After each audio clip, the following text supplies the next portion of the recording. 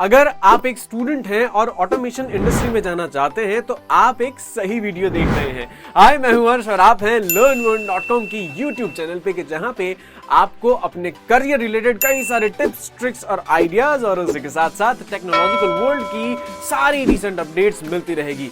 तो आज के इस वीडियो में करियर रिलेटेड हम जो बात करने वाले हैं इसमें यह है कि ऑटोमेशन इंडस्ट्री में जब कोई ऑटोमेशन इंजीनियर काम करता है तब उसे स्काडा या फिर स्केडा कैसे मदद करता है। ये स्काडा एक सॉफ्टवेयर है, कुछ लोग उसे स्केडा भी कहते हैं, और ये काम कैसे करता है इसके बारे में हम आज के इस वीडियो में जानेंगे। स्केडा यानी supervisory control and data acquisition. ये मैं क्या कहता हूँ, ये सारी चीज मैं समझाऊं, उसके अलावा अगर इंडस्ट्री एक्सपर्ट ही आपको समझाए तो वो ज्यादा अच्छा नहीं रहेगा। तो आइए देखते हैं इंट्रोडक्शन टू स्काडा के, जहां पे हमारे इंडस्ट्री एक्सपर्ट ने समझाया है कि ये स्काडा या स्केडा कैसे काम करता है, पीएलसी में आप इसका इस्तेमाल कैसे कर सकते हैं।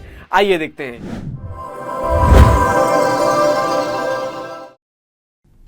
Hello friends, welcome to learn one. मैं जमाल अहमद आपका इस वीडियो में स्वागत करता हूं। आज के इस वीडियो में हम देखने वाले हैं introduction to SCADA. Means SCADA होता क्या है, इसका हम इंडस्ट्री में किस तरह से यूज़ करते हैं, इसके क्या क्या एप्लीकेशंस है, इन सब के बारे में हम इस वीडियो में जानेंगे। तो चलिए स्टार्ट करते हैं। अगर आप स्टूडेंट हैं और स्काडा इंजीनियर बनने की प्लानिंग कर रहे हैं तो ये कोर्स डेफिनेटली आपके लिए बहुत ही यूज़फुल होने वाला है, जिससे आप मार्केट में ईजिली स्काडा इंजीनियर की पोस्ट पा सकेंगे। तो चलिए इस ब्यूटीफुल जर्नी को स्टार्ट करते हैं। हम सीखते हैं स्काडा। तो सबसे पहले हम यहाँ पे देखते हैं कि इंट्रोडक्शन इसका देखते हैं कि स्काडा होता क्या है, व्हाट इज स्काडा। तो यहाँ पर हम देख पा रहे हैं कि स्काडा का जो फुल फॉर्म होता है, SCADA stands for supervisory control and data acquisition system. SCADA क्या है, supervisory control and data acquisition. यहाँ पे हम नाम से पता चल रहा है कि इससे हम सुपरवाइज कर सकते हैं, कंट्रोल कर सकते हैं और डेटा को एक्वायर कर सकते हैं। यहाँ पे हम किसको कंट्रोल करने की बात कर रहे हैं, स्काडा किसको कंट्रोल करता है। जैसे आपने ऑटोमेशन इंडस्ट्री में जो भी प्लांट को ऑपरेट करने के लिए, कंट्रोल करने के लिए कंट्रोलर लगाया हुआ है, जैसे पीएलसी कंट्रोलर आपने लगाया हुआ है, तो सुपरवाइज उसका जो भी डेटा है हम उसको सुपरवाइज करना है। तो सुपरवाइज के लिए कौन सा सॉफ्टवेयर यूज़ करते हैं, स्काडा। तो जो स्काडा सिस्टम है उस डेटा को, आपका जो पीएलसी का डेटा है उसे एक्वायर करेगा, कलेक्ट करेगा और उसको सुपरवाइज करेगा। मतलब जो भी डेटा मिल रहा है उसे हम इस सॉफ्टवेयर के थ्रू सुपरवाइज कर सकते हैं। सुपरवाइज के साथ साथ हम यहाँ पे इसे कंट्रोल भी कर सकते हैं। ठीक, तो यहाँ पे जो स्काडा है टोटली सॉफ्टवेयर पार्ट है। स्काडा कम्प्लीटली सॉफ्टवेयर पार्ट है जो कि हमारे प्लांट को एनिमेटेड वे में प्रेजेंट करता है। यहाँ पर आपके प्लांट में जितने भी इनपुट्स हैं, आउटपुट्स हैं, जो भी ऑपरेशन हो रहे हैं उसको हम लाइव देख सकते हैं स्काडा के अंदर। ठीक है, यहाँ पे अलग अलग सिम्बल्स होते हैं, जैसे आपका प्लांट में मोटर है, लैंप है, अलार्म्स है, तो उन सभी का सिंबल यहाँ पे हम एनिमेशन में क्रिएट करते हैं। इनकेस मान लो आपका मोटर ऑन है तो आप कंट्रोल रूम में ही बैठे बैठे अपने स्काडा सिस्टम में देख सकते हो कि यहाँ पर मोटर आपका फील्ड में चल रहा है या नहीं चल रहा है। साथ ही साथ यहाँ पे जो हमने स्विचेस लगाए हुए हैं स्काडा सिस्टम में उसको ऑपरेट करके हम फील्ड में आपके मोटर को भी ऑपरेट कर सकते हैं। जो भी इनपुट आउटपुट है उसको हम कंट्रोल कर सकते हैं कंट्रोल रूम में बैठे बैठे स्काडा के थ्रू। तो ये दोनों काम कर रहे हैं, सुपरवाइज का भी साथ ही साथ कंट्रोल का भी। यहाँ पर अलग अलग कंपनीज़ के आपको स्काडा मिलेंगे। ठीक है, ढेर सारे ब्रांड्स हैं जो स्काडा डेवलप करती है। यहाँ पे कुछ ब्रांड्स मेंशन किए गए हैं, कुछ कंपनीज, जैसे वंडरवेयर है। तो वंडरवेयर का जो स्काडा सॉफ्टवेयर है कौन सा है, in touch. AB for Allen Bradley. Allen Bradley जो कंपनी है, रोकोल ऑटोमेशन की जो एलन ब्रेडली कंपनी है, उसका सॉफ्टवेयर कौन सा है, स्काडा सॉफ्टवेयर RS View। यहाँ पे ऑटोमेशन इंडस्ट्री में 25% से ज़्यादा, या फिर हम बोल सकते हैं कि अगर कंट्रोलर की बात करें तो 50% मार्केट एरिया कवर करने वाली कंपनी सीमेंस, उसका स्काडा कौन सा है, विनसीसी। सिमिलरली GE Vanu का कौन सा है, सिंप्लिसिटी। ये सारे अलग अलग ब्रांड की कंपनी के अलग अलग सॉफ्टवेयर्स हैं। ठीक है, तो यहाँ पर एक हमें बेनिफिट मिलता है वंडरवेयर में। मान लीजिए आपके पास सीमेंस की स्काडा सॉफ्टवेयर है, तो विनसीसी है, तो उसके लिए हमें कंट्रोलर कौन सा चाहिए, सीमेंस का ही चाहिए। आपको जो विनसीसी है वो सीमेंस के कंट्रोलर के साथ ही कोऑर्डिनेट कर सकता है। सिंप्लिसिटी है तो वो GE Vanu के साथ ही कोऑर्डिनेट कर सकता है, उसके साथ ही वो कनेक्ट होगा। एंड अगर RS View है तो वो सिर्फ एलन ब्रेडली के ही कंट्रोलर के साथ में कनेक्ट होगा, एलन ब्रेडली की पीएलसी के साथ में। बट आपके पास वंडरवेयर का इनटच स्काडा है तो हमें ये बेनिफिट मिल जाता है कि हम इनटच को किसी भी ब्रांड की पीएलसी के साथ में कनेक्ट कर सकते हैं, उसके साथ कम्युनिकेट एंड कॉन्फ़िगर कर सकते हैं। मतलब हम इस स्काडा से किसी भी पीएलसी के डेटा को सुपरवाइज और कंट्रोल कर सकते हैं। तो यहाँ पर वंडरवेयर का यूज़ बहुत ही ज़्यादा होता है स्काडा में। तो हम जो स्काडा देखेंगे वो वंडरवेयर का इनटच ही देखने वाले हैं अभी। यहाँ पे स्काडा के अलग अलग पैकेजेस आते हैं। जैसे सबसे पहला जो पैकेज होता है, जो इसको हम स्मॉल पैकेज बोल सकते हैं, वो है फैक्ट्री सूट। तो फैक्ट्री सूट में क्या होता है, इसमें हम सिर्फ जो भी आपका फाइल है स्काडा का उसको हम सिर्फ रन करा सकते हैं। मान लीजिए किसी ने डेवलप करके हमें स्काडा को फाइल दे दिया, तो उसको मैं जस्ट इस सॉफ्टवेयर में फैक्ट्री सूट के पैकेज में सिर्फ रन करा पाऊँगा। मीन्स उसमें मुझे कुछ भी एडिट करना हो, डेवलप करना हो तो वो पॉसिबल नहीं है, या फिर मुझे किसी पीएलसी के साथ में कनेक्ट करना हो तो वो भी पॉसिबल नहीं है। तो फैक्ट्री सूट जस्ट हमें जो भी एप्लीकेशन, जो भी फाइल है उसको सिर्फ रन कराने के लिए ही है। हम उसको रन करके देख सकते हैं कि हमारा जो एनिमेशन बना हुआ है वो कैसा बना हुआ है। बट इसमें नेटवर्किंग मतलब किसी भी हार्डवेयर के साथ में कम्युनिकेशन पॉसिबल नहीं है, और कुछ भी एडिट करना हो, उसमें रिमूव करना हो, ऐड करना हो, एनिमेशन चेंज करना हो तो वो भी इसमें पॉसिबल नहीं है। तो ये पैकेज बेसिक पैकेज है फैक्ट्री सूट। सेकंड जो पैकेज आता है उसको बोलते हैं RN for run time plus networking. मतलब इसमें इस RN पैकेज में आपको रन टाइम भी मिल रहा है और नेटवर्किंग भी मिल रहा है। और रन टाइम मिल रहा है मतलब आपके पास जो भी फाइल है, किसी ने आपको डेवलप करके दिया है स्काडा सॉफ्टवेयर में फाइल को, उस फाइल को मैं रन करा सकता हूँ, उसको मैं देख भी सकता हूँ। साथ ही साथ उस फाइल को मैं किसी भी हार्डवेयर के साथ में, पीएलसी के साथ में कम्युनिकेट करा के उसे ऑपरेट भी करवा सकता हूँ, उसको मॉनिटर भी कर सकता हूँ, सुपरवाइजिंग कंट्रोल दोनों कर सकते हैं RN पैकेज में। ठीक है, तो यहाँ पर रन टाइम भी मिल रहा है और नेटवर्किंग भी। जो भी फाइल में बना हुआ, डेवलप किया हुआ स्काडा है उसको हम रन करा पा रहे हैं, साथ ही साथ में कंट्रोलर के साथ में कम्युनिकेट करके उसको सुपरवाइज और कंट्रोल भी कर पा रहे हैं। अगेन यहाँ पे क्या पॉसिबल नहीं है, डेवलपमेंट। अगर आपके पास RN पैकेज है तो हम स्काडा डेवलप नहीं कर सकते, कोई भी एनिमेशन हम क्रिएट नहीं कर सकते। कुछ भी एडिट करना हो, किसी ने हमें डेवलप करके दे दिया है, उसमें मुझे कुछ भी एडिट करना हो तो वो भी पॉसिबल नहीं है। तो RN पैकेज में ये भी लिमिटेशन है, जस्ट हम उसको क्या करा रहे हैं, रन करा रहे हैं और नेटवर्किंग करा रहे हैं, मतलब हार्डवेयर के साथ में कम्युनिकेट कर रहे हैं, बट कुछ भी एडिटिंग यहाँ पे पॉसिबल नहीं है। जो कंप्लीट पैकेज है वो पैकेज कौन सा है, DRN means development run time plus networking. यहाँ पे सब कुछ पॉसिबल है। DRN पैकेज में आप डेवलपमेंट भी कर सकते हो, मतलब स्काडा को बना भी सकते हो, क्रिएट कर सकते हो। सारे जो एनिमेशन है प्लांट में जो भी इनपुट आउटपुट है उसको आप एनिमेटेड वे में यहाँ पे प्रेजेंट कर सकते हो। साथ ही साथ यहाँ पर आप रन टाइम में जाकर उसको देख सकते हो कि ये जो एनिमेशन बना हुआ है कैसा बना हुआ है। प्लस नेटवर्किंग मतलब हार्डवेयर के साथ में हम कम्युनिकेट भी कर रहे हैं, इसमें कम्युनिकेट एंड कॉन्फ़िगरेशन दोनों पॉसिबल है DRN में। तो जो कंप्लीट पैकेज है वो आपका DRN वाला पैकेज है, जिसमें हम डेवलपमेंट भी कर पा रहे हैं, रन टाइम में जाके देख भी पा रहे हैं, प्लस हार्डवेयर के साथ में कम्युनिकेट करके उसका डेटा हम सेंड एंड रिसीव कर पा रहे हैं, उसको कंट्रोल एंड सुपरवाइज कर पा रहे हैं। तो यहाँ पे हम जो स्काडा देखने वाले वो कौन से पैकेज है, DRN, जिसमें सब कुछ करने वाले, डेवलपमेंट प्लस नेटवर्किंग प्लस उसको हम रन टाइम करके देखेंगे भी कैसा एप्लीकेशन बना हुआ है। तो यहाँ पे जो कम्युनिकेशन फ्लो है, ठीक है, जो डेटा फ्लो होता है प्लांट में वो किस तरह से होता है वो बताया जा रहा है।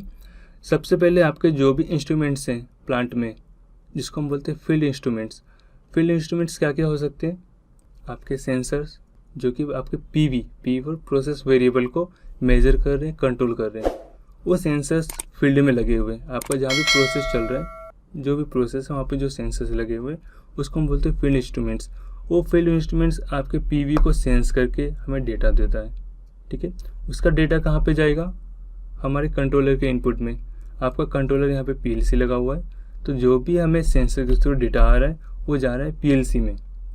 अब यहाँ पे जो डेटा है वो किस फॉर्म में मिलने वाला है, हमें पता है सेंसर्स जो भी, मान लीजिए हम एग्जांपल ले रहे हैं आरटीडी जो सेंसर है वो टेम्परेचर सेंस कर रहा है, हीट को सेंस कर रहा है, लेकिन हमें आउटपुट क्या देगा, वो हीट तो ट्रांसफ़र नहीं करेगा, वो हमारे कंट्रोलर तक हीट तो सेंड नहीं करने वाला है। तो क्या करेगा वो, क्योंकि अगर सेंसर हीट को ट्रांसफ़र करेगा तो हमारा कंट्रोल तो जल जाएगा, राइट।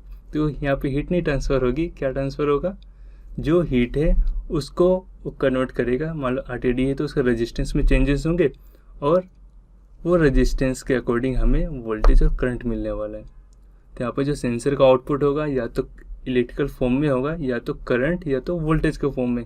अगर करंट के फॉर्म में तो उसकी रेंज है 4 to 20 मिली एम्प्स और वोल्टेज के फॉर्म में है तो 0 to 10 वोल्ट। तो वो जो हमें आउटपुट मिल रहा है सेंसर का वो कहाँ पे जा रहा है, हमारे कंट्रोलर में, मीन्स PLC में। अब फील्ड इंस्ट्रूमेंट्स के जो हमें डेटा मिली PLC में गया, ठीक है, वो हो गया PLC का इनपुट। ठीक है, अब वो डेटा को मुझे सुपरवाइज करना हो तो उसके लिए मुझे क्या लगाना पड़ेगा, SCADA सिस्टम। SCADA सिस्टम में हम उस डेटा को सुपरवाइज करेंगे कि क्या डेटा आ रहा है फील्ड से। ओके, साथ ही साथ यहाँ पे आप कम्युनिकेशन देख रहे हो, 2 वे है। फील्ड से डेटा, फील्ड इंस्ट्रूमेंट से डेटा जा रहा है PLC में, PLC से अगेन जा रहा है हमारे SCADA में जो हम उसको मॉनिटर कर पा रहे हैं। साथ ही साथ SCADA से हम कंट्रोल भी कर सकते हैं। मीन्स आपने SCADA में कमांड दिया, स्विच ऑन किया, वो डेटा कहाँ पे जाएगा, पहले PLC में जाएगा, हार्डवेयर में। PLC कंट्रोलर में जब डेटा जा रहा है तो उसके अकॉर्डिंग वो क्या हो गया, वो डेटा PLC का इनपुट, तो उसके अकॉर्डिंग हमारा जो प्रोग्राम हमने बनाया है वो प्रोग्राम एग्जीक्यूट होगा और उसके अकॉर्डिंग आउटपुट ऑपरेट होगा। ओके, तो इस तरह से यहाँ पे कम्युनिकेशन फ्लो हो रहा है। हम इंस्ट्रूमेंट से डेटा ले रहे हैं, उसको SCADA में सुपरवाइज कर रहे हैं, साथ ही साथ SCADA से हम डेटा सेंड कर रहे हैं PLC में, हार्डवेयर में, और उसके अकॉर्डिंग आउटपुट चेंज हो रहा है, हमें आउटपुट मिल रहा है। मतलब हमारे प्लांट में जो भी इंस्ट्रूमेंट्स हैं, जो भी डिवाइस है वो ऑपरेट हो रहे हैं कंट्रोल रूम में बैठे बैठे SCADA के थ्रू। यहाँ पे बहुत सारे बेनिफिट्स हैं SCADA के। हम सुपरवाइज कर पा रहे हैं प्लांट में जो भी चल रहा है उसको कंट्रोल में बैठे बैठे ही, साथ में कंट्रोल भी कर पा रहे हैं। यहाँ पे ढेर सारे फीचर्स हैं SCADA के। कौन कौन से फीचर्स वो हम देखेंगे 1 by 1। यहाँ पे फर्स्ट आपको जो पॉइंट दिख रहा है, डायनेमिक ग्राफिक्स ऑफ प्रोसेस। यहाँ पर जो भी प्रोसेस चल रहा है उसको हम ग्राफिकल वे में प्रेजेंट कर रहे हैं, डायनेमिक ग्राफिक्स में हम उसको प्रेजेंट कर रहे हैं। मीन्स आपका अगर वाटर फिलिंग प्लांट है तो प्लांट में क्या होगा, वाटर फिलिंग प्लांट में कन्वेयर सिस्टम होगा, उस पर बोतल आपकी मूव हो रही होगी, फील हो रहा होगा, ठीक है। वहाँ पे टैंक होगी जिसमें वाटर होगा, उस टैंक से वाटर बोतल में जा रहा होगा, मीन्स टैंक एम्प्टी हो रही है, बोतल फील हो रहा है। ये सब कुछ हम लाइव SCADA में देख सकते हैं कि हमारा बोतल कितना फील हुआ, कितने बोतल्स फील हुए, कितना टैंक हमारा वहाँ पे जो परसेंटेज है, कितना परसेंट वो फील है, कितना एम्प्टी हुआ, ये सब कुछ हम मॉनिटर कर सकते हैं SCADA में। ये हो गया डायनेमिक ग्राफिक प्रोसेस। डायनेमिकली हम उसको अपने प्रोसेस को डायनेमिकली मीन्स एनिमेशन फॉर्म में देख रहे हैं। दूसरा यहाँ पे आपको पॉइंट मिल रहा है ट्रेंड। ट्रेंड क्या होता है, ट्रेंड हम SCADA में बोलते हैं जो भी आपका डेटा है उसे ग्राफिकली वे में प्रेजेंट करना, ग्राफ के फॉर्म में प्रेजेंट करना, उसको बोलते हैं ट्रेंड। ट्रेंड यहाँ पे 2 टाइप का मिलने वाला है आपको, real time trend and historical trend. तो यहाँ पे नाम से पता चल जा रहा है कि रियल टाइम ट्रेंड क्या करेगा, आपको जो प्रेजेंट वैल्यू है, जो लाइव वैल्यू आ रही है प्रोसेस से, आपको जो भी फील्ड इंस्ट्रूमेंट से जो लाइव डेटा दे रहे हैं उसको हम मॉनिटर करेंगे ग्राफिकल वे में, रियल टाइम ट्रेंड में। ओके, जितना भी प्रोसेस चल रहा होगा, टैंक अभी जितनी फील हुई होगी वो सब हमें लाइव दिखेगा रियल टाइम ट्रेंड में, ठीक है। तो जो भी रियल कंडीशन है, प्रेजेंट वैल्यू जो है वो हम देख पाएंगे रियल टाइम ट्रेंड में, ग्राफिकल वे में। दूसरा है हिस्टोरिकल ट्रेंड। हिस्टोरिकल ट्रेंड में क्या होगा, आपका जो भी प्रोसेस का डेटा है वो स्टोर हुआ है आपके एप्लीकेशन में, उसको हम देख पाएंगे हिस्टोरिकल ट्रेंड में। वहाँ पे हम डेटा को स्टोर करा सकते हैं, पर्टिकुलर डेट पे टाइम पर जाके उस डेटा को मैं अगेन मॉनिटर कर सकता हूँ कि इस टाइम पे हमारे प्रोसेस की क्या वैल्यू थी, क्या डेटा वहाँ पे था, वो सब हम देख सकते हैं हिस्टोरिकल ट्रेंड में, ग्राफिकल वे में। तो ये 2 फंक्शंस हैं ट्रेंड के। रियल टाइम में हम प्रेजेंट वैल्यू देख पा रहे हैं, हिस्टोरिकल में हम सेव डेटा को देख पा रहे हैं पर्टिकुलर टाइम पर जाकर। फिर यहाँ पर आता है अलार्म्स। अलार्म्स की हमें रिक्वायरमेंट कब होती है, अलार्म्स हमें कब यूज़ करना पड़ेगा, यहाँ पे अलग अलग सिचुएशन पे हमें अलग अलग अलार्म्स की ज़रूरत पड़ती है। जैसे कोई फॉल्ट ओकर हो रहा है, ठीक है, उसके केस में मुझे अलार्म चाहिए। या फिर मान लीजिए आपका जो टैंक है वो फुल्ली फिल हो गई, आपकी टैंक फुल्ली फिल हो चुकी है, उस टाइम मुझे अलार्म चाहिए, इंडिकेशन चाहिए कि आपकी टैंक जो है फुल हो चुकी है, जिससे मैं मोटर को ऑफ कर सकूँ, मुझे पता चले कि टैंक फुल होगी, अब मुझे मोटर स्विच ऑफ कर देना है या उसे ऑटोमेटिक स्विच ऑफ कराना है हमारे कंट्रोलर के थ्रू। तो वहाँ पे एक अलार्म जनरेट करना होता है। साथ ही साथ जब मेरी टैंक फुल्ली एम्प्टी हो गई हो, उस केस में भी हमारा अलार्म चाहिए। और मान लीजिए कोई आपका प्रोसेस चल रहा है जहाँ पे हीट आ रही है, ठीक है, हम टेम्परेचर को कंट्रोल करना है, पर इन केस में टेम्परेचर आपका सेट पॉइंट से ज़्यादा हो गया तो उस केस में मुझे अलार्म चाहिए।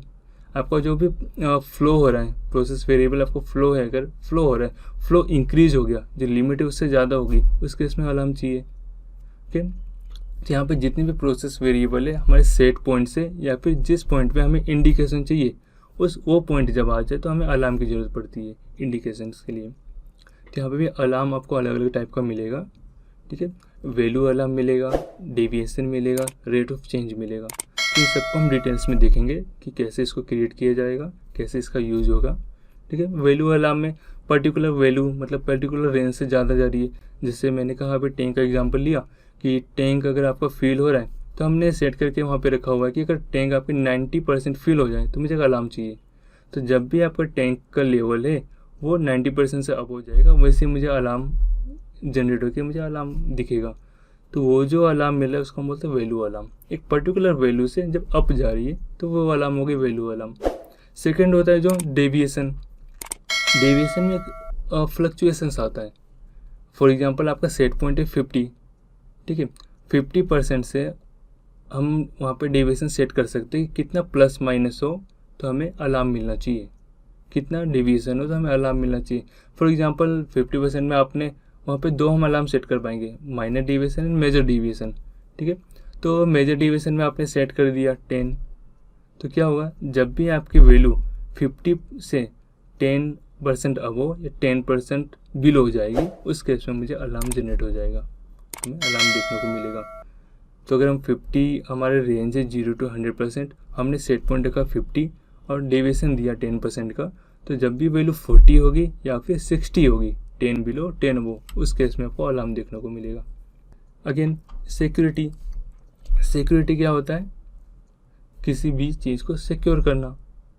तो यहाँ पे जो स्काडा है वहाँ पे जैसे हम बता पा रहे हैं कि स्काडा के अलग अलग फीचर्स हैं, तो स्काडा में अलग अलग विंडो बनाए जाते हैं। जब भी हम प्लांट में डेवलप करते हैं स्काडा को, तो सब कुछ हम एक ही विंडो में नहीं रखते। कुछ हमें डेटा चाहिए जिसको हमें सिर्फ मॉनिटर करना होता है, कुछ डेटा हमें चाहिए जिसको कंट्रोल करना होता है, ठीक है। तो हर एक का जो विंडो होता है वो अलग अलग बनाया जाता है। तो जो भी मॉनिटर करने वाली विंडो है जिसको मुझे सिर्फ सुपरवाइज करना है, जिसको सुपरवाइज करने की ऑथोरिटी किसको होगी, वहाँ का जो भी ऑपरेटर होगा, सुपरवाइजर होगा उसको। लेकिन जो भी ऑपरेशन करना है, मीन्स जहाँ पे हमने कंट्रोल वाले सिम्बॉल्स रखे हुए हैं, कंट्रोल वाले स्विचेस रखे हुए हैं, उसको हर कोई ऑपरेट नहीं कर सकता। वहाँ पे जो भी ऑथराइज्ड पर्सन है, स्काडा इंजीनियर है, वही उसे ऑपरेट कर सके। तो यहाँ पे हर कोई वहाँ पे ऑपरेट ना कर सके, इसके लिए सिक्योरिटी देनी पड़ती है, यहाँ पे सिक्योरिटी इनेबल करना पड़ता है, ठीक है। जैसे मान लो अगर हर कोई इसे एक्सेस कर सके, तो कोई अगर हमारे प्लांट में कोई विजिटर्स आ रहे हैं और उन्होंने स्काडा सिस्टम देखा और जाकर स्क्रीन पे जाकर उन्होंने स्विच को ऑपरेट कर दिया, तो क्या होगा, फील्ड में हो सकता है हमारा मोटर ऑन हो जाए जो कि ऑन नहीं होना था, या ऑन था तो ऑफ हो जाए जो ऑफ नहीं होना था, और प्रोसेस स्टॉप हो जाएगा। तो हर कोई उस पेज को एक्सेस ना कर सके, इसके लिए वहाँ पर सिक्योरिटी देनी पड़ती है। तो सिक्योरिटी के लिए हम क्या कर सकते हैं, जिनको जो विंडो को एक्सेस कराना है उनके लिए हम वो एक्सेस दे सकते हैं यूजर आईडी और पासवर्ड लगाकर। सिंपल, जैसे हमारे सिस्टम्स में होता है यूजर आईडी पासवर्ड, इस तरह से हम स्काडा में भी यूजर आईडी पासवर्ड लगाकर अलग अलग विंडो को हम अलग अलग पर्सन को एक्सेस दे सकते हैं उनके आईडी और पासवर्ड के थ्रू। तो वो भी हम किस तरह से यहाँ पे क्रिएट करेंगे वो भी देखेंगे सिक्योरिटी में। ओके, अगेन यहाँ पर नेक्स्ट टॉपिक आता है रेसिपी मैनेजमेंट। रेसिपी मैनेजमेंट क्या होता है, रेसिपी क्या होता है, रेसिपी से हमें नाम पता चलता है, अलग अलग इंग्रेडिएंट को मिक्स कर कर एक पर्टिकुलर हमारा रेसिपी तैयार करना, पर्टिकुलर एक मटेरियल जो है उसको बनाना, पर्टिकुलर जो भी आप अलग अलग मेथड यूज़ कर रहे हैं, रेसिपी अलग अलग इंग्रेडिएंट को मिला रहे हैं, अलग अलग क्वांटिटी में मिला रहे हैं, एक आपका फाइनल प्रोडक्ट तैयार हो रहा है। इसका यूज़ होता है फार्मा मेडिकल इंडस्ट्री में ज़्यादा इसका यूज़ होता है। वहाँ पे जो भी मेडिसिन्स बनती हैं, ठीक है, तो जो मेडिसिन्स बन रही है उसमें अलग अलग इंग्रेडिएंट मिले हुए हैं अलग अलग क्वांटिटी में, फिर सबको मिक्स करके एक आपको फाइनल मेडिसिन तैयार होता है, फाइनल प्रोडक्ट तैयार होता है। तो जहाँ जहाँ भी इस तरह का प्रोसेस है, जहाँ भी हम अलग अलग इंग्रेडिएंट को मिलाकर अलग अलग ऑब्जेक्ट बना रहे, अलग अलग मटेरियल्स बना रहे हैं, ठीक है, तो उस केस में रेसिपी मैनेजमेंट का यूज़ होगा। तो वो भी हम सीखेंगे किस तरह से रेसिपी को बनाया जाता है, यहाँ पे किस तरह से SCADA में क्रिएट किया जाता है, वो सब हम सीखेंगे। किस तरह से इसको लोड किया जाएगा, सब चीज़ें हम यहाँ पे डिटेल्स में सीखने वाले हैं।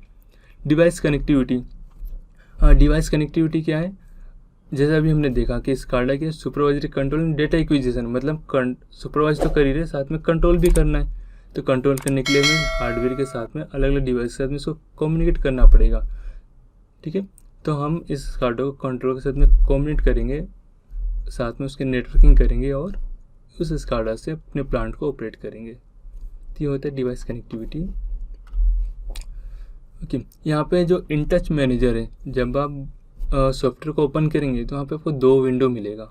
कौन कौन सा, विंडो व्यूअर जिसको हम बोलते हैं रन टाइम एनवायरनमेंट, सेकेंड है विंडो मेकर जिसको हम बोलते हैं डेवलपमेंट एनवायरनमेंट।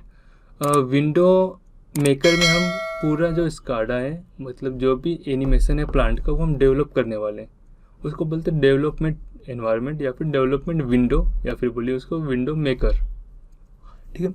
तो जो भी हम एनिमेशन डेवलप करेंगे, जो भी हम बनाएंगे SCADA क्रिएट करेंगे, वो कहाँ पे, डेवलपमेंट एनवायरनमेंट में, विंडो मेकर में। फिर उस जो भी हमने इसको डेवलप किया, अलग अलग एनिमेशन में हमने बनाया, ठीक है, प्लांट का एनिमेशन हमने पूरा क्रिएट कर लिया विंडो मेकर में। अब उसको रन करना पड़ेगा। रन करने के लिए मुझे कहाँ जाना पड़ेगा, विंडो व्यूअर या फिर रन टाइम एनवायरनमेंट, ठीक है। तो विंडो व्यूअर में जो है आप जो भी एनिमेशन बनाए उसको हम जाके देख सकते हैं कि कैसा ऑपरेट हो रहा है, कैसा दिख रहा है। और हमें प्लांट का लाइव एनिमेशन देखना हो तो उस केस में भी हमें विंडो व्यूअर में ही जाके देखना होगा। तो आज की वीडियो में हमने देखा कि SCADA क्या होता है, ठीक है, उसका हमने इंट्रो देखा। आज के इस वीडियो में हम देखने वाले हैं use of tags and it's type in SCADA। इस वीडियो में हम देखेंगे टैग कितने टाइप के होते हैं, इसका यूज हम किस तरह से करेंगे, कितने टाइप के आपको टैग मिलने वाले हैं और कहाँ कहाँ पे इसका यूज होगा, ये सारी चीज़ें हम डिटेल में इस वीडियो में देखेंगे। तो चलिए स्टार्ट करते हैं। टैग नेम्स, टैग नेम यहाँ पे बहुत ही इम्पोर्टेंट थिंग है SCADA के लिए, ठीक है। इसको हम क्या बोलते हैं, टैग को, it is user defined field variables defined by user use in field, मतलब वहाँ पे एनिमेशन के लिए जो भी आप ऑब्जेक्ट ले रहे हो, स्विच ले रहे हो तो उसको भी टैग देना पड़ेगा, ठीक है। अगर आप स्विच इंसर्ट कर रहे हो तो उसको भी टैग देना पड़ेगा, टैंक ले रहे हो तो उसे भी टैग देना पड़ेगा। टैग एक्चुअल में हम क्या कर रहे हैं, उन ऑब्जेक्ट को नाम दे रहे हैं, ठीक है। फॉर एग्जांपल स्विच के लिए आपने एस ले लिया तो एस क्या हो गया, उस स्विच का नाम हो गया एस। मतलब अब वो जो एस की कंडीशन होगी वो कंडीशन होगी स्विच की, या फिर स्विच की जो कंडीशन होगी वो कंडीशन होगी एस की। स्विच ऑन है तो एस की वैल्यू क्या हो जाएगी 1, स्विच ऑफ है तो उस एस टैग की वैल्यू क्या हो जाएगी 0। तो यहाँ पे जितने भी हम ऑब्जेक्ट लेने वाले हैं उनको हम टैग डिफाइन करेंगे, साथ ही साथ उन्हीं टैग को हम ऑपरेट करेंगे जिससे आपका एनिमेशन ऑपरेट होगा। तो जो भी यहाँ पे होने वाला है SCADA में एनिमेशन जो भी होगा, जितने भी ऑब्जेक्ट एक दूसरे के साथ लिंक करेंगे वो सब के सब उस टैग के थ्रू ही होगा। यहाँ पे टैग बहुत ही इंपॉर्टेंट थिंग है। टैग अलग अलग टाइप्स का मिलता है, हमें सही ऑब्जेक्ट पे सही टैग का सिलेक्शन करना आना चाहिए, अदरवाइज एनिमेशन प्रॉपरली वर्क नहीं करेगा, हमारा जो SCADA है वो प्रॉपरली क्रिएट नहीं होगा, ठीक है। तो अलग अलग ऑब्जेक्ट के लिए अलग अलग हमें अलग अलग टाइप के टैग्स लेने पड़ते हैं, तो किस तरह से इनका टैग सिलेक्शन करना है वो सब हम देखेंगे, ठीक है। मेनली यहाँ पे आपको टैग जो टाइप है मेमोरी टैग और IO टैग मिलेगा। मेमोरी टैग कैसा होता है, मान लो आपने जो भी एनिमेशन बनाया है अभी उसको सिर्फ SCADA में ही देखना है, कंट्रोलर के साथ में कम्युनिकेट नहीं करना है, उसको कंट्रोल नहीं करना है, सिर्फ SCADA में आपको एनिमेशन देखना है। तो उसके लिए कौन सा टैग यूज होगा, मेमोरी वाला। दूसरा आपको मिलेगा IO टैग। IO टैग क्या हुआ, IO टैग कैसा होगा, जो भी आपने एनिमेशन बनाया उसको कंट्रोलर के साथ में कनेक्ट करके ऑपरेट कराना है, कम्युनिकेशन कराना है, नेटवर्किंग कराना है, उस केस में आपको टैग लेना पड़ेगा IO टाइप वाला, ओके। तो मेमोरी किसके लिए, जब हमें जो भी एप्लीकेशन बनाए हमें सिर्फ और सिर्फ इस सॉफ्टवेयर में ही ऑपरेट करके देखना है, नेटवर्क नहीं करना है, कमेंट नहीं करना है, उस केस में मेमोरी टैग यूज होगा। और IO टैग कब यूज होगा, जब आपको नेटवर्किंग करना हो, हार्डवेयर के साथ में PLC के साथ में कम्युनिकेशन करना हो, उस टैग में उस केस में IO टैग यूज होगा, ओके। अगेन इन दोनों टाइप में भी आपको अलग अलग टाइप का टैग मिलेगा। जैसे मेमोरी की अगर बात करें तो memory discrete, memory integer, memory real and memory message. Similarly IO tag में भी आपको ये टाइप्स मिल जाएंगे, IO discrete, IO integer, IO real and IO message. तो इसमें डिफरेंस क्या है, हमें पता है discrete for discrete like digital, सिर्फ जहाँ पे 2 कंडीशन आ रही हो, या तो 0 या तो 1, सिर्फ 2 कंडीशन, या तो ऑन या तो ऑफ, या तो ओपन या तो क्लोज। जहाँ पे इस तरह का ऑपरेशन हो, सिर्फ 2 स्टेट, 0 1 वाली, ऑन ऑफ वाली, ओपन क्लोज वाली, उस केस में हम टैग कौन सा डिफाइन करेंगे, डिस्क्रीट वाली। ठीक है, अगेन हमें एप्लीकेशन में बनानी है तो मेमोरी डिस्क्रीट, कम्युनिकेशन करना हो तो IO discrete. Okay, again integer कब यूज होगा, मेमोरी इंटीजर जहाँ पर एक रेंज आ रही हो। ठीक है, जहाँ पे सिर्फ 0 1 वाली कंडीशन नहीं हो, ऑन ऑफ वाली कंडीशन नहीं हो, जहाँ पे स्टेट सिर्फ 2 स्टेट नहीं हो, जहाँ पे एक पूरी रेंज आ रही हो, उस केस में हमें यूज़ करना पड़ेगा इंटीजर। ठीक है, इंटीजर की भी रेंज है, वहाँ पे हम पॉइंट वाली या फ्रैक्शन वैल्यू नहीं देख सकते, हमें कंप्लीट वैल्यू वहाँ पे शो होगी। फॉर एग्जांपल आप टैंक ले रहे हो, ठीक है, टैंक हमें फील दिखाना है टैंक को, तो 0 to 100% फील होगी, तो वहाँ पे रेंज क्या आ रहा है, 0 to 100, 0 1 कंडीशन नहीं है, वहाँ पे 0 to 100 पूरी एक रेंज आ रही है। उस केस में हमें टैंक का जो टैग डिफाइन करना पड़ेगा, कौन सा, इंटीजर वाला। ठीक है, अगर हम एप्लीकेशन नहीं बना रहे तो मेमोरी इंटीजर, एंड कम्युनिकेशन करना है तो IO इंटीजर। सिमिलरली हमारा जो नेक्स्ट है वो रियल क्या होता है, अगर हम रियल नंबर्स की बात करें तो रियल नंबर हम किसको बोलते हैं, कंप्लीट नंबर, जहाँ पे पॉइंट वाले भी वैल्यूज़ आ गए, फ्रैक्शन वाले वैल्यूज़ भी आ गए, कंप्लीट प्लस वाली वैल्यूज़, माइनस वाले वैल्यूज़, सब कुछ आ जा रहे हैं, वो होता है रियल। तो हमें कोई ऐसा वैल्यू जो शो कराने जो पॉइंट में चल रही हो या फ्रैक्शन में चल रही हो, उस केस में हमें टैग लेना पड़ेगा रियल वाला। ठीक है, सेम अगर हमें एप्लीकेशन में कराना हो तो मेमोरी रियल, कम्युनिकेशन करना हो तो IO रियल। सिमिलरली मैसेज भी मिलेगा हमें। मैसेज में क्या होता है, मैसेज जो टैग टाइप है उसमें क्या करेंगे, वो यूज होता है न्यूमेरिकल प्लस कैरेक्टर, मतलब आपको कैरेक्टर भी लेना है और न्यूमेरिकल भी लेना है, दोनों वैल्यू शो करानी है, उस केस में यूज होगा मेमोरी मैसेज या फिर IO मैसेज। ओके, ये भी हम देखेंगे जब अलग अलग ऑब्जेक्ट हम लेंगे, स्विच लेंगे, टैंक लेंगे, तो उस टाइम हम कौन सा सिलेक्ट कर रहे हैं, अगेन हम वहाँ पे उस टाइम देखेंगे उसको। यहाँ पे नेक्स्ट आता है टैग नेम डिक्शनरी। तो जो टैग नेम डिक्शनरी यहाँ पे आप देख सकते हैं लिखा हुआ है कि the tag name dictionary is heart of in touch, कि जैसे मैंने भी बताया कि जो भी हम यहाँ पे एनिमेशन करने वाले हैं, कनेक्शन करने वाले हैं, जो भी हम क्रिएट करने वाले हैं, वो टैग के थ्रू ही होगा। और टैग का जो हम टाइप डिफाइन करेंगे कहाँ पे करेंगे, टैग नेम डिक्शनरी में। तो अगर ये नहीं है तो कुछ भी नहीं है। ओके, तो यहाँ पे टैग का सिलेक्शन करना, उसको किस तरह से सिलेक्ट करना है, किस तरह से टाइप देना है, ये बहुत ही इंपॉर्टेंट है इस स्काडा में, वो हम सब डिटेल में चल कर उसको सीखेंगे। ओके, यहाँ पे all variable must be assigned a tag name and tag name type, जो हमने ऑलरेडी इसको डिस्कस कर लिए। जो भी आप वेरिएबल्स ले रहे हो, जो भी आप इनपुट आउटपुट ले रहे हो, स्विच ले रहे हो, लैंप ले रहे हो, टैंक ले रहे हो, सभी को टैग नेम देना कंपलसरी है, उसके टाइप को डिफाइन करना कंपलसरी है। आज के इस वीडियो में हमने देखा कि टैग का यूज़ किस तरह से होता है, उसके क्या क्या टाइप्स हैं। आज के इस वीडियो में हम देखने वाले use of animation link in SCADA, means animation, कौन कौन से एनिमेशन लिंक आपको मिलेंगे स्काडा के अंदर, ये हम इस वीडियो में देखेंगे। एनिमेशन लिंक्स, यहाँ पे आपको अलग अलग एनिमेशन लिंक्स मिलेंगे, touch links and display links.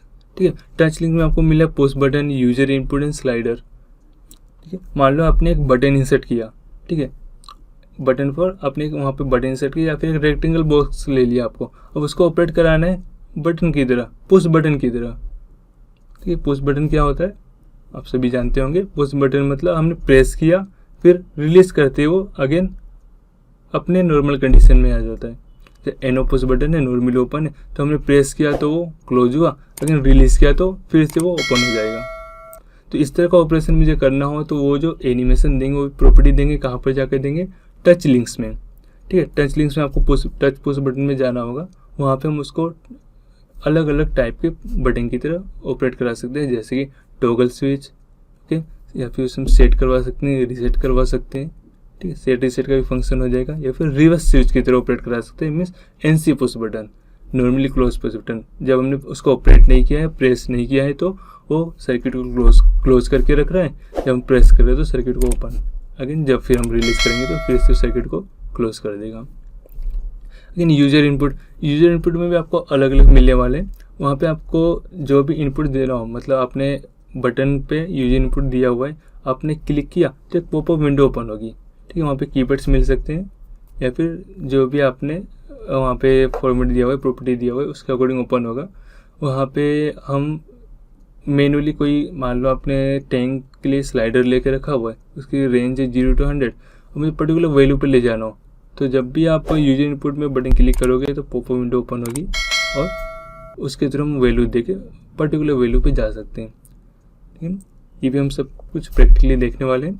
Slider होता है कि आपका एक तो यहाँ पे रेडीमेड स्लाइडर मिल रहा है, दूसरा स्लाइडर होगा आपको मैनुअली अगर क्रिएट करना हो तो हम स्लाइडर प्रॉपर्टी से क्रिएट करेंगे। यहाँ पे 2 स्लाइडर मिलेगा, हॉरिजॉन्टल वर्टिकल स्लाइडर।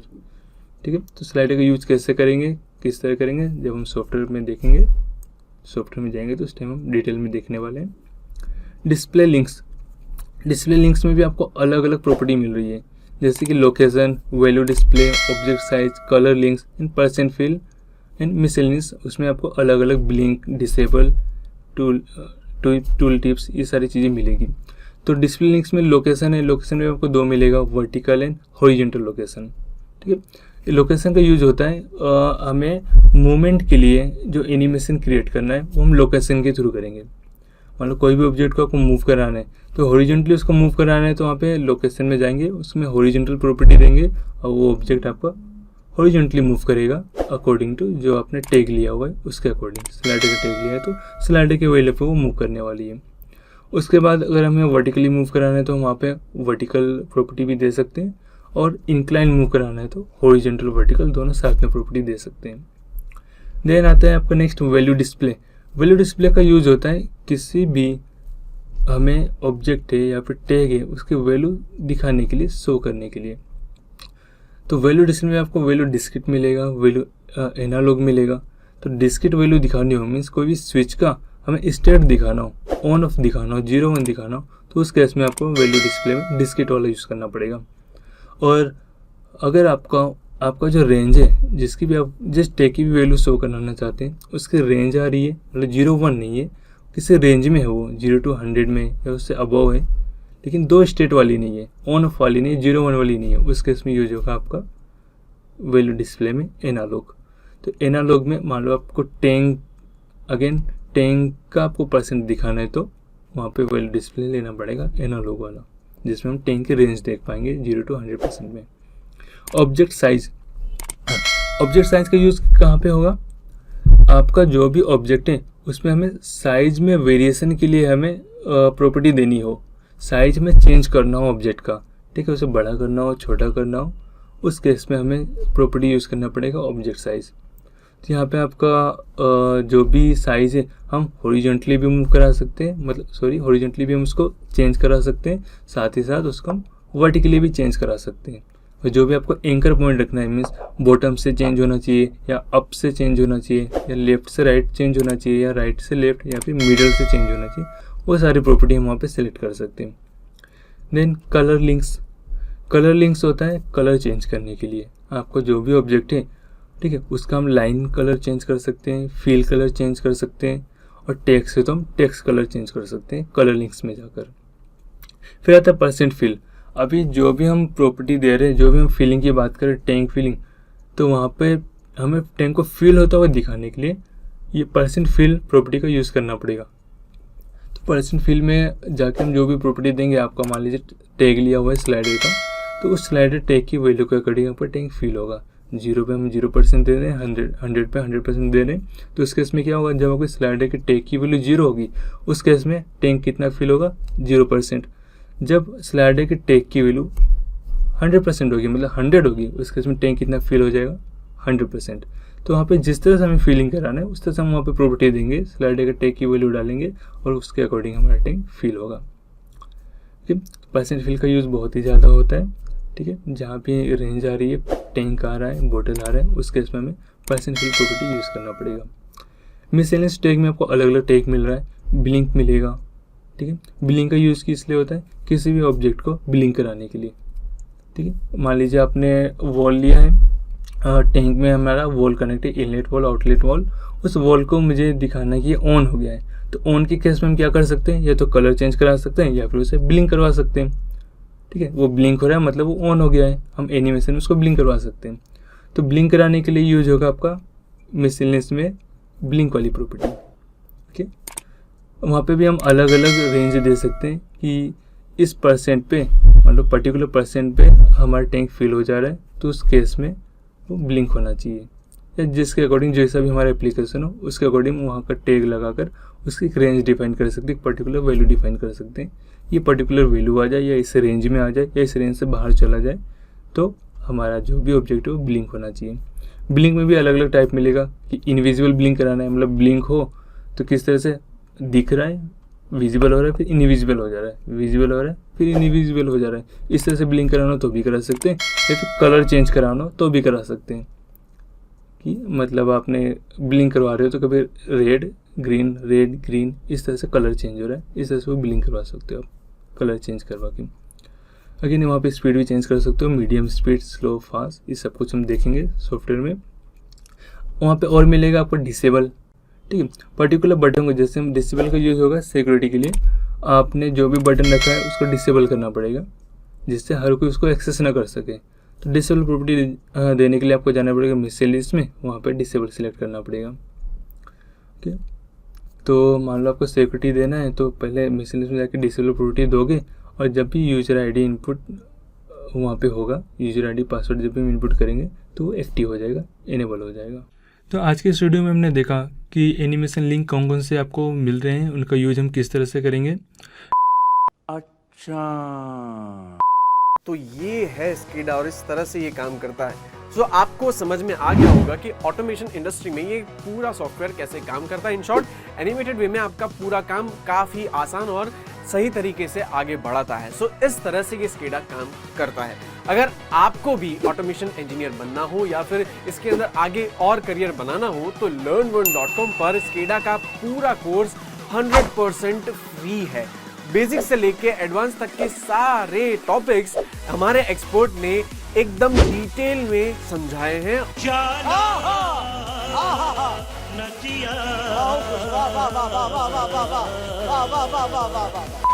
और जब भी आपको कोई भी क्वेरीज हो तो forums.learn1.com पर जाकर ये क्वेरीज अपनी पोस्ट भी कर सकते हैं। ये पूरा कोर्स आप 100% फ्री में एनरोल कर सकते हैं जो आपकी अपनी भाषा हिंदी में है। हमारा रिसर्च ऐसा कहता है कि अगर किसी को कोई अपनी भाषा में कुछ सिखाए तब वो सारी चीजें, नई चीजें उसे काफी आसानी से और अच्छे तरह से समझ में आती है। और इसी वजह से हमारे सारे कोर्सेज आपको अपनी भाषा हिंदी में मिलेंगे और ये सारे कोर्स आप अपने समय में कभी भी कहीं भी एक्सेस कर सकते हैं। इवन learn1.com की वेबसाइट के अलावा learn1 की मोबाइल एप्लीकेशन जो आप गूगल प्ले स्टोर या फिर एप्पल के ऐप स्टोर से डाउनलोड करके उसमें भी एक्सेस कर सकते हैं, जहां के आप ये सारे ट्यूटोरियल वीडियोस फ्री में डाउनलोड भी कर सकते हैं और आपकी लर्निंग जर्नी ऑफलाइन भी आगे बढ़ा सकते हैं। अभी learn1.com पर जाइए और इस कोर्स को एनरोल कीजिए।